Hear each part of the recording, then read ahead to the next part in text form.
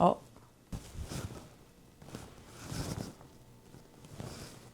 I did not know I had face tracking enabled. Cool.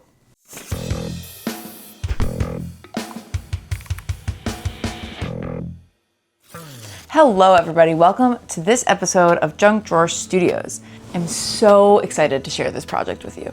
You might notice I'm in a new location. Most of you probably don't care, but I'm gonna tell you anyway. It is like 104 degrees in the Northeast today. So my 4th floor office is very hot. So today we're gonna be making some scattertrain with personality, with purpose. This is not to say that other creators out there don't make scattertrain with purpose or personality. Do not get that twisted. In fact, I took so much inspiration from other creators for this project, which I'll mention in a minute, but I just wanted the focus of this video to be how to add bits of personality and special customization, a little bit of a bespoke element to your scattertrain that makes it a little bit more custom and a little bit more special. But even if you add little bits of customization for a specific campaign, all this little extra detail is just gonna help world build, it'll help your players RP, but it's not so game breaking that you can't use these elements for different campaigns. And I'll get into specifics when we get there.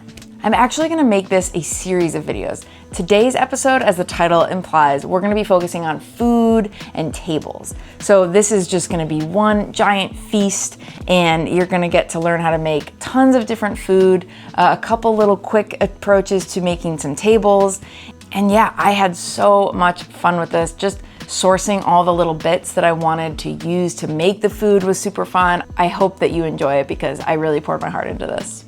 I am currently in a D&D campaign in the world of Strixhaven. For those of you who aren't familiar, the Strixhaven campaign, I believe the tagline is Curriculum of Chaos, is an official 5th edition D&D campaign from Wizards of the Coast, and the module is based on Strixhaven, which is a magic school. This was originally a Magic the Gathering set. I do play a little bit of Magic. I'm not like an aficionado, but I did really like that set. And a buddy of mine, our DM, really loved it. So we are in a magic school. It's a little different than your typical D&D, but it's so much fun. It still involves combat and a lot of RP and some different stuff too. A while back, I made some tiles. These are just modular dungeon tiles. I based some of these techniques on Black Magic Crafts videos. I didn't make a video for these because honestly, they're pretty standard. I love how these came out. I made a bunch of different sizes. I have a whole set. I'm not really adding anything new here, and people have already made tons of videos on how to make some modular dungeon tiles. But that was all I had for this campaign. So I really just wanted to jump in. And with these dungeon tiles made, I thought it was a good time to start with some props and some smaller scatter. So in this video today, like I already mentioned, we're gonna be making different tables. Some of them have the Strixhaven school sigils on them. We're also gonna be making tons of food to put on the tables. Here are some examples. And yeah, I'm excited to show you how I made all this. I tried to add my own spin to this in any way that I could. I also leaned pretty heavily on some creators' videos that I've watched in the past. I think that in this hobby, it's pretty impossible to not take some inspiration from other creators, right? I'll mention Black Magic Craft again. A lot of people mention Jeremy's videos, myself included, when they talk about the Mod Podge and black paint mixture that he uses to seal all of his builds. And I'd be lying if I said I didn't develop so many of my other building techniques just by watching other creators. I don't think we have to mention every single creator in every single video, but I do want to be responsible with sourcing techniques and giving attribution and credit where credit is due. So for this video, I do feel like some of the food techniques, I want to call out some specific creators. Off the top of my head, Seb Making Stuff has a few videos, honestly, about gardens and flowering bushes and fruit trees that I took some techniques from for some of the fruits and vegetables you'll see in this build. Wylock's Armory also had a really fantastic video a few years ago about making a tavern and food for the tavern. So a lot of the food I made in this video, off the top of my head, the turkey legs, the cheese, and also the bottles, I would credit to Wylock's Armory for inspiration there. I did put my own spin on a lot of these, and I made way more than just the foods I mentioned getting from other creators. So stick around and let's jump in and make some yummy food. We're gonna start by cutting some chipboard for just the basic structure of the tables. I'm also gonna take this opportunity to introduce a new character to the JunkDrawer Studios world, which is this little miniature from a Clue game of Colonel Mustard. I love the game Clue. I don't think they typically make minis for this game, but I had to get this when I saw this edition at Goodwill. He's gonna be used to just get the scale right and make sure everything is Colonel Mustard approved. So I cut out a bunch of pieces of chipboard for the table, and now I'm taking some EVA foam that I tested out with a wire brush to see if I could get a cool texture, and I'm so happy with this. Look, it looks just like wood grain. I've never tried to texture EVA foam. I didn't know it would accept texture so well, but I just used my wire brush and, kind of had to get a feel for it so you're not ripping it or distorting it too much, but it makes a pretty convincing wood grain, and this type of foam is so easy to work with. It's really, really soft and floppy though, so that's why I cut up the chipboard in the first place, just to have a sturdy base.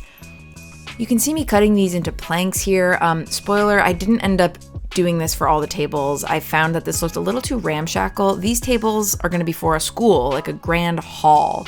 I mean, they're obviously going to be multi-use, but my first and foremost use for these is for the Strixhaven campaign. So I decided to keep them like this for the rest, like more of a big glossy table rather than kind of like a ramshackle picnic table type of look. But yeah, I'm super happy with that texture. I made a little guide out of some more chipboard of a base. This I'm gonna end up carving out of XPS foam, and I want it to look like a big ornate wood base to this table. This was sort of what I developed with the idea of trying to make something that was easy enough to replicate. I love carving foam. If you watched a couple of my last videos, you probably know this already. I'm not worried about it being perfect, to be honest. I kind of like the handcrafted, hand-whittled look that this provides.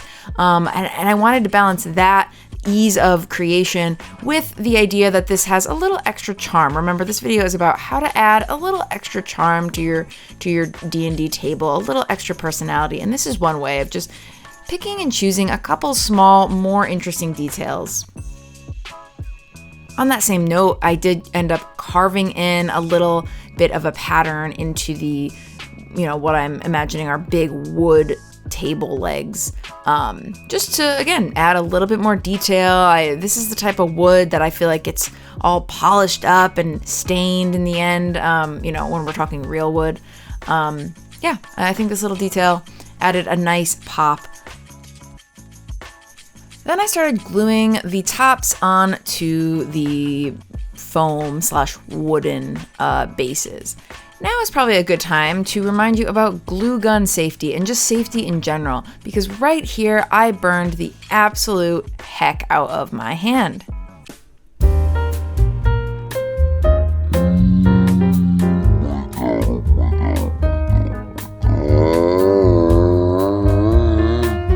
Look, I am no stranger to glue gun burns, but there is nothing like the immediacy squirting it out of the glue gun and then touching that glue. It cools very quickly, but that first few seconds, oh my God, it's really hot, so just be careful.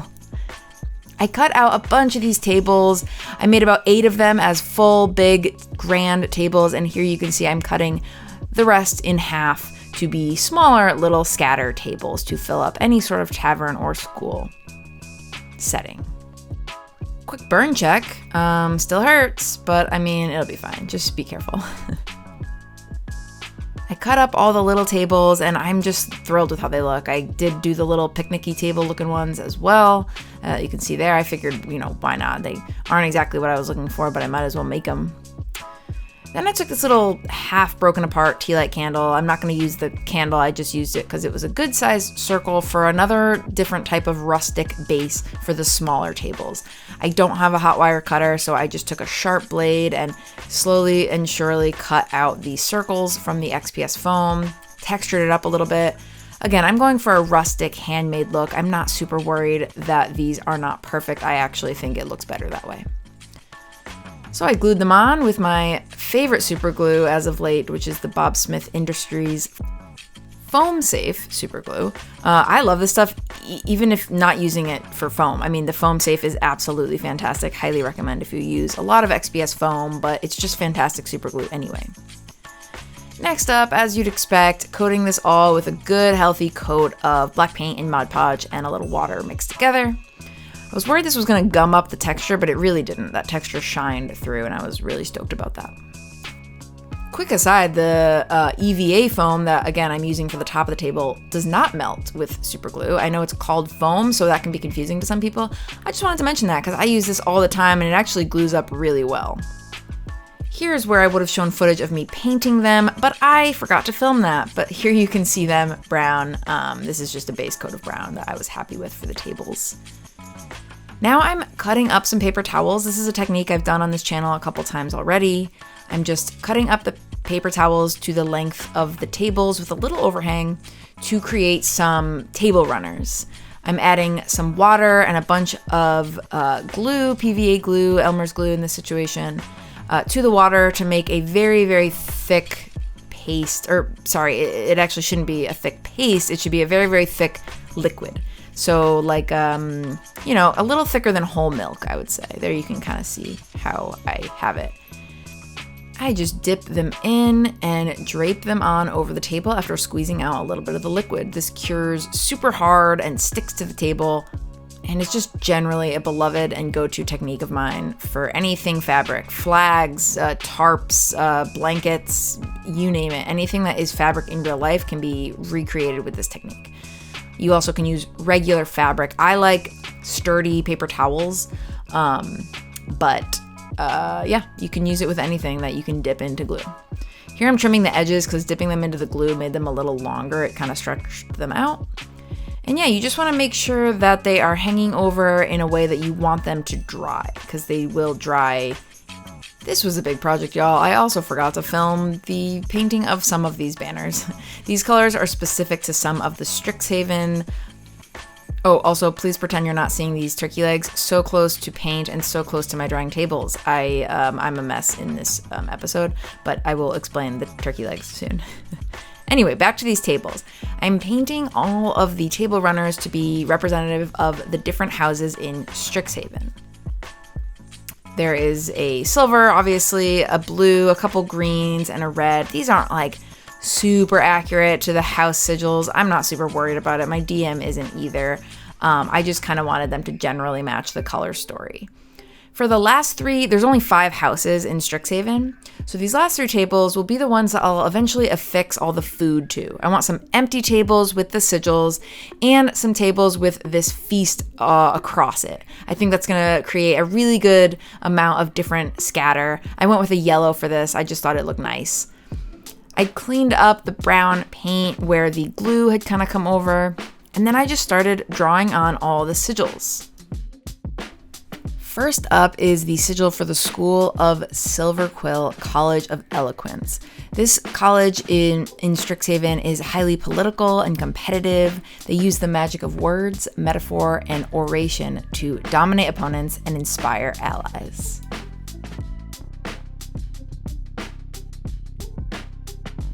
Next up, we have the Prismari College. Prismari is the College of Elemental Arts, where all of Strixhaven's most creative and artistic students work. This is probably the school that I imagine I would be in if I was a Strixhaven student.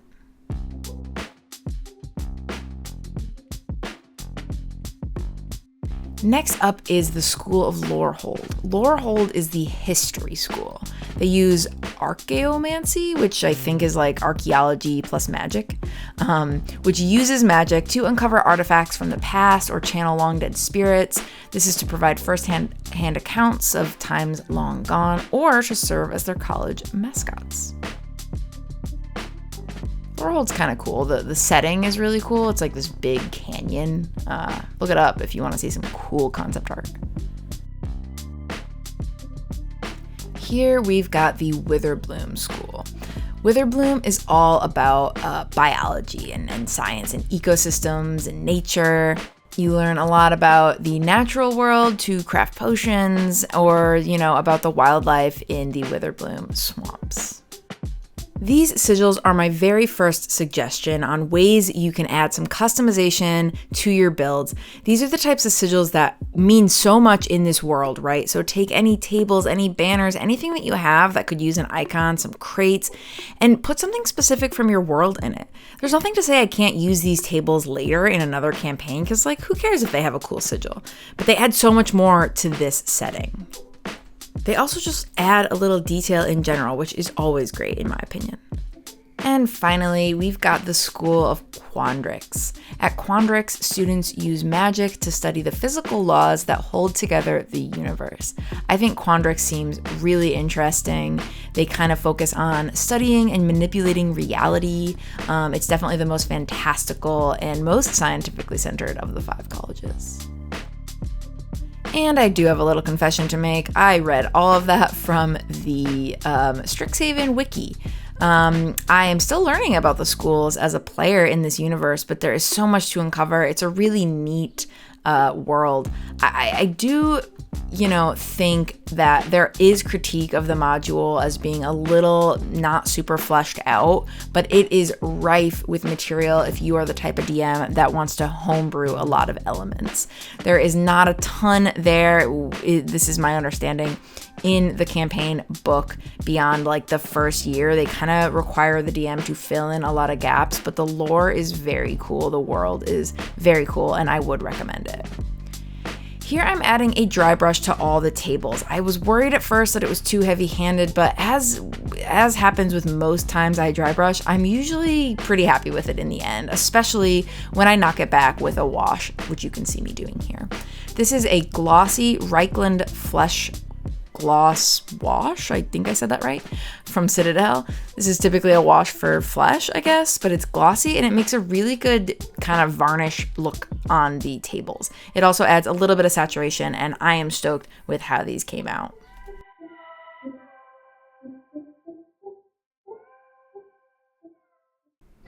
Here, I'm affixing a few candles to the yellow tables, which is the ones that will have the food on them.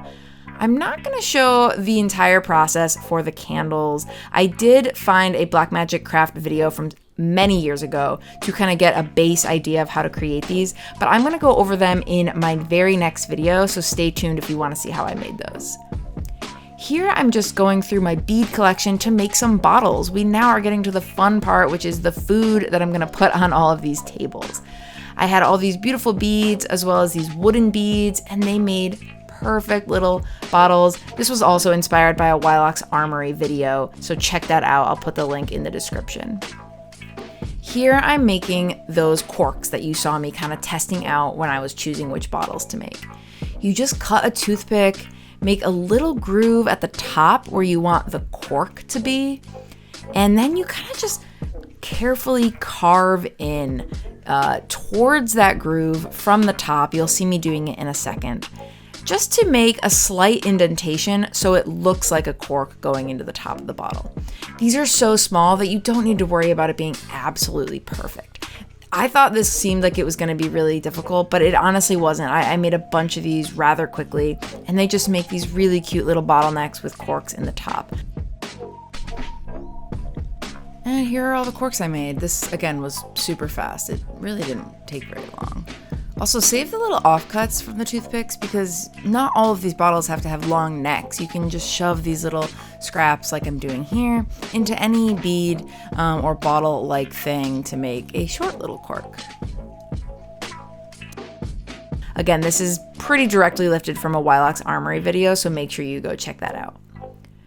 I glued up all the little bottlenecks to my various bottles, and oh my god, they're so cute. I was getting so excited at this point. Some of the ones with bigger holes, I just used some hot glue instead of the super glue. I wiped the glue away. I wasn't super worried about it. All that really matters is that it's Colonel Mustard approved anyway, right? Yes, this is going to be a huge bottle next to Colonel Mustard, but it's okay if some of them are massive. They make massive bottles in real life, right? Ignore the cheese for now. We will get to that. Here I am painting some of the bottles green. I went with a green, a red, and kind of a brown to paint all these wooden bottles. Just be careful not to get it on the cork, and add a little wash to the cork later if you want it to look more cork-like. These are so easy, and look at how cute they are. They came out awesome.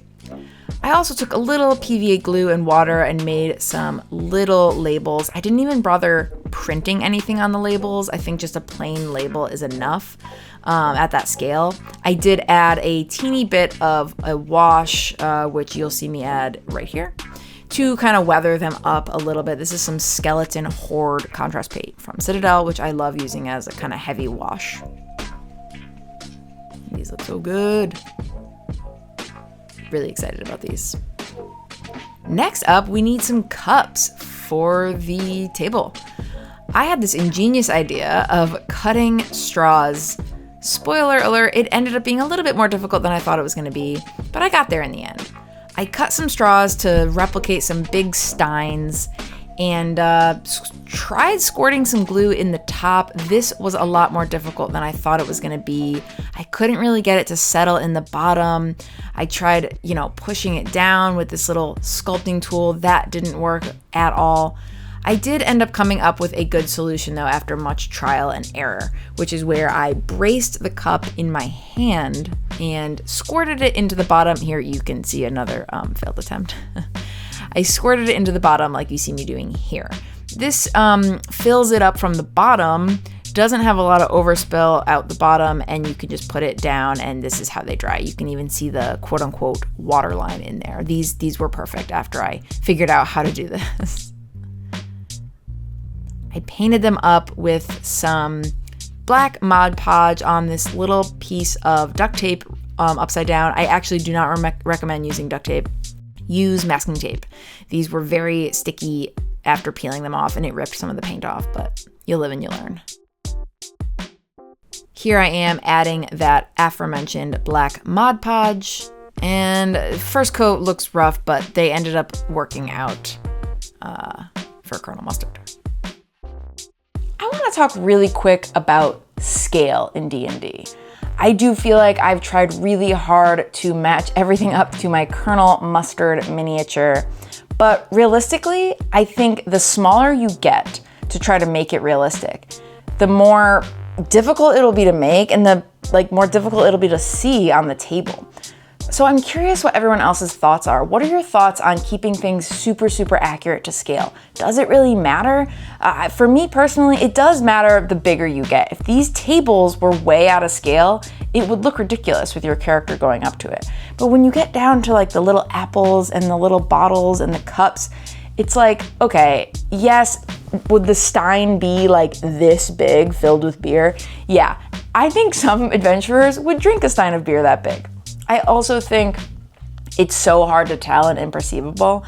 So I'm okay with making some concessions where if you actually measure to the miniature's hand and measure that against some of this food, it would probably be really big. But I think as long as you can't tell, who really cares? I'm curious y'all's thoughts in the comments though, so let me know. Now I gathered all of my paints for the little steins. I'm kind of picturing these metallic, tavern cups that you see in fantasy. I tried a bunch of these folk art metallics. I've been really impressed with this line. Here you can see me adding the Peridot green. I loved how this came out. It doesn't look like much with this first coat, but even though it is technically a limey green metallic, it ended up having sort of a patina-y, coppery look when it had two coats. Here you can kind of briefly see them all coated up with at least one coat.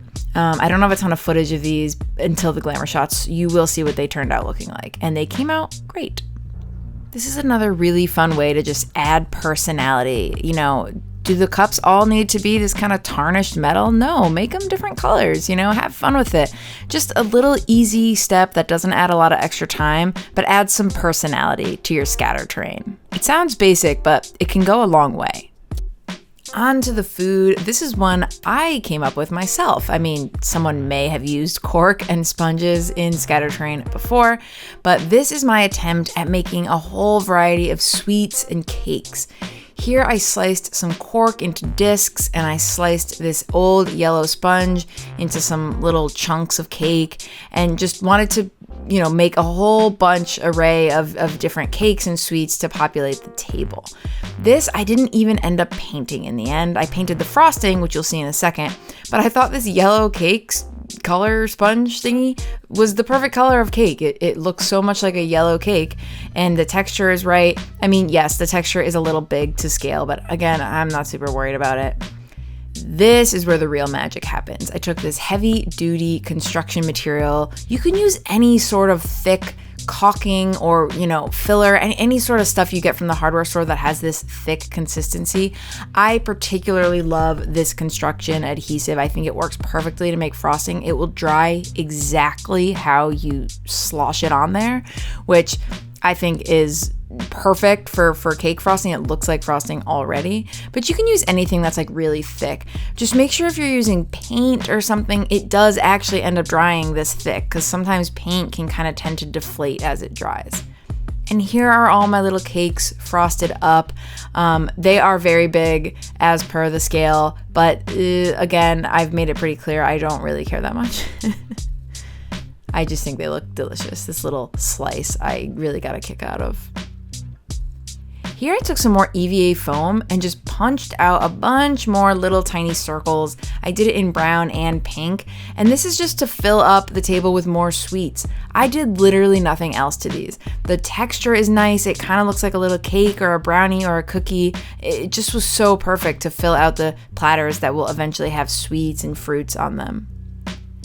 Here I'm just painting up some of the frosting. I went with a few different colors. Like I said, I didn't end up painting the sponge itself, but I painted some of the frosting a little pinky, strawberry looking.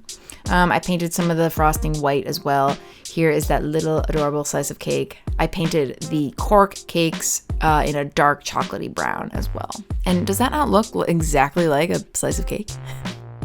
Next up is breads. These are little buns made out of hot glue. This method truly couldn't be easier. Just make sure you're squirting your hot glue onto parchment paper or wax paper or some sort of silicone so they don't stick. This is directly lifted from a Wylox Armory video. I made some tiny little circular buns and some longer loaves that you can see me making here.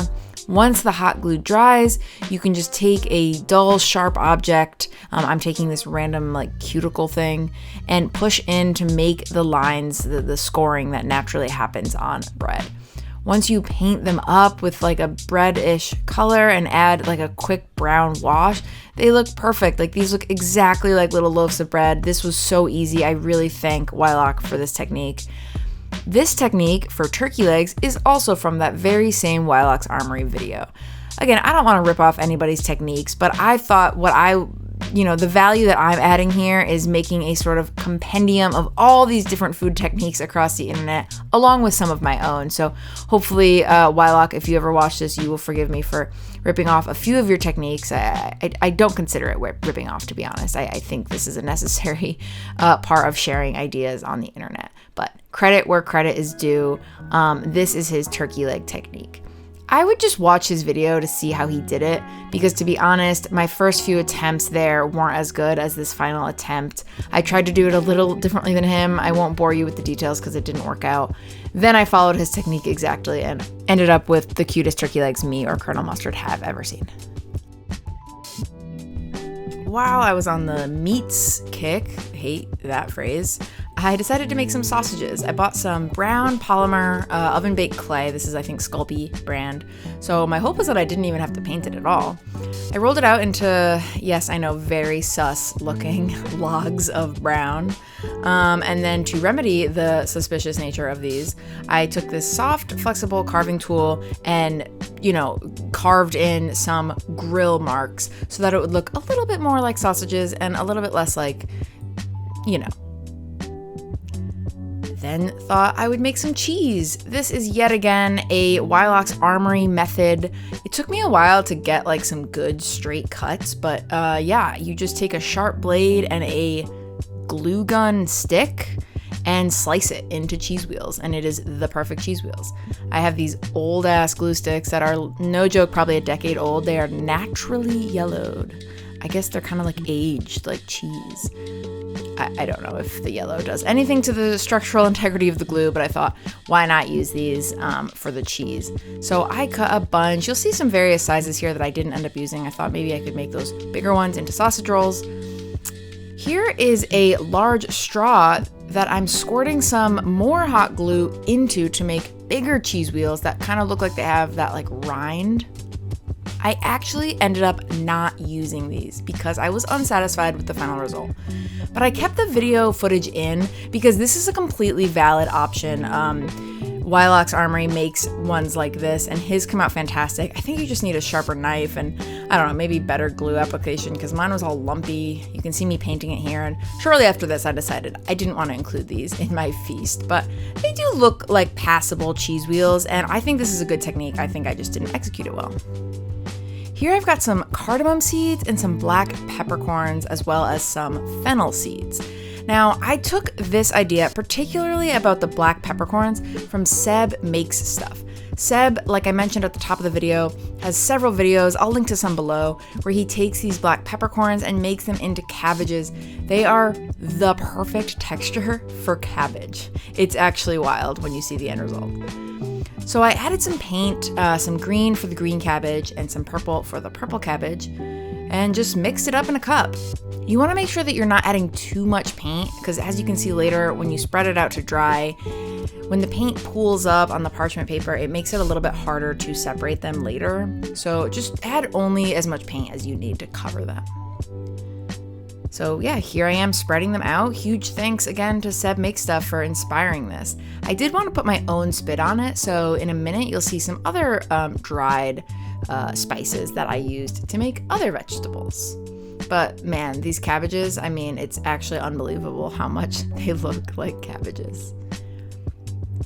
Here is the fennel seeds I was mentioning that I put in a darker green, and they came out so good. I thought they looked like little zucchinis or cucumbers or something. These yellow ones are the cardamom seeds, and these I thought were just kind of vaguely melon or maybe like a summer squash. Same with these, I was thinking melon and or gourd / vague squash thing. The cabbage, oh my god, I just cannot believe how this texture looks exactly like cabbage. Whoever figured this out, I don't know if Seb was the first, bravo, because this is absolutely perfect.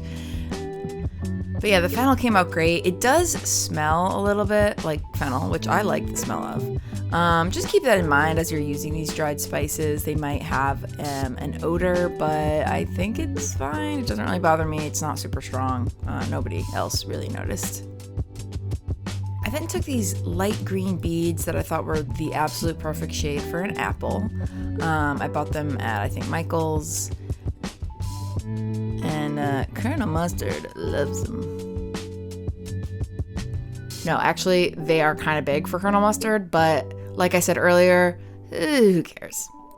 I also bought these other little plastic things. They're not beads, they don't have holes in them, but I thought they would be perfect for little tomatoes or lemons. Here I'm trying to find some material I can use for the stems of the apple. It needs to be really small, so I went with this clump foliage and just sprinkled the tiniest little bit on top of each apple with some super glue. I can't remember if I got this technique from somebody. I am certain I'm not the first person who's done this, but really I just went to my local craft store and was like, what beads look like what fruits? Bought a million different types. These I thought looked exactly like apples, and I'm really happy with how these came out, despite them being about as big as Colonel Mustard's head. How about them apples? I don't know. I wanted to fill the voiceover. I don't have anything else to say. I guess they're not too big. His hands are pretty big compared to his head too. Next up, I found these little flowers that I've actually had for a while from the craft store. These came in a big bushel. Like, these are supposed to be itty bitty little, I don't know, seeds and flowers. They're just like little bits of foam glued on this plastic.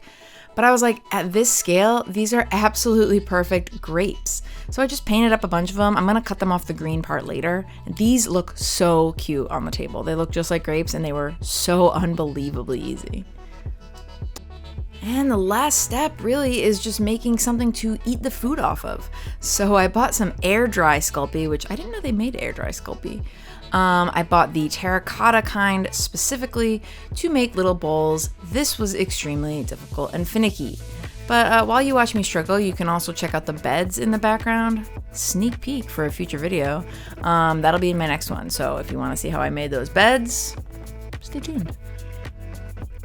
In addition to the terracotta bowls, I took these wooden discs that I bought when Joann Fabrics were going out of business. I have multiple shapes. I bought like 1 million packs of these for like $1. And I'm painting some of them with a metallic paint, and the other ones I will stain in a second with a wash to make them just look like wooden plates.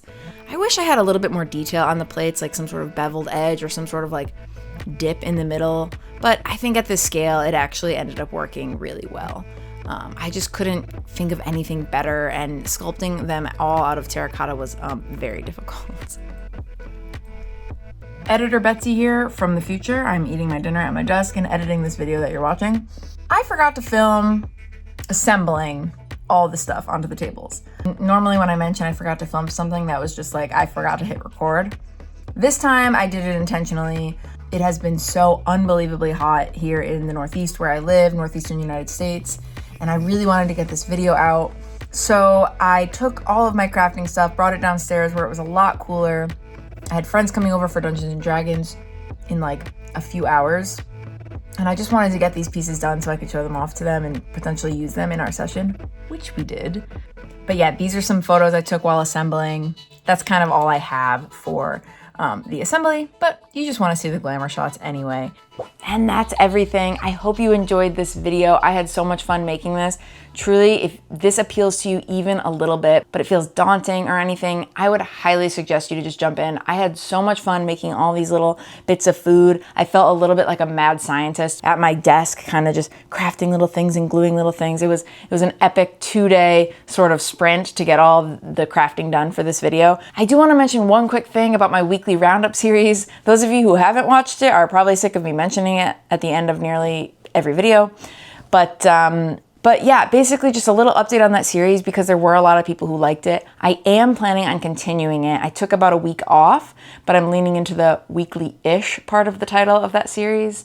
And from now on, I am going to continue doing that series as shorts instead of full-length videos. I think it makes a little bit more sense as I'm getting my channel off the ground to keep my long-form videos to crafting, but I loved this weekly roundup series, and it's even going to be easier for me to make them if I keep them under 3 minutes. So if you liked that series, it will be coming back, but it's going to be shorts for now. And for those who don't know what I'm talking about, weekly roundup videos are videos where I talk about the 5 to 10 best crafting and nerdy things I found on the internet for the week. So let me know if you have any ideas for other scatter terrain you want to see in my Strixhaven campaign set of scatter terrain. I'm always looking for new ideas. I do have a few ideas in the pipeline, so keep an eye out for those videos if you enjoyed this one. I also have other videos planned that are not D&D scatter specific that should be coming out soon. So stay tuned if you like what I'm posting. I'm having so much fun doing this, and I really appreciate everyone's support over the last month or so. It's been awesome to see my community grow. Without further ado, here are the glamour shots. Oh my God, it's so hot in here.